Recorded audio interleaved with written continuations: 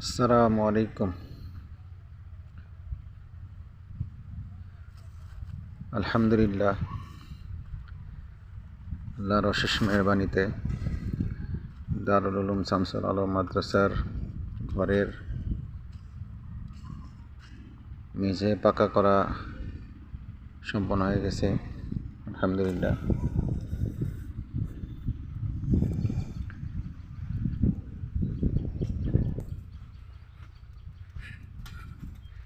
আল্লাহ চাহেন তো খুব শীঘ্রই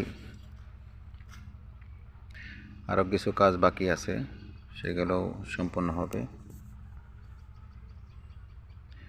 এখানে মাদ্রাসার জন্য টয়লেট বাথরুমের কাজ চলতেছে। টয়লেট বাথরুমের কাজ সহ ঘরের বেড়ার কাজগুলো বাকি আছে।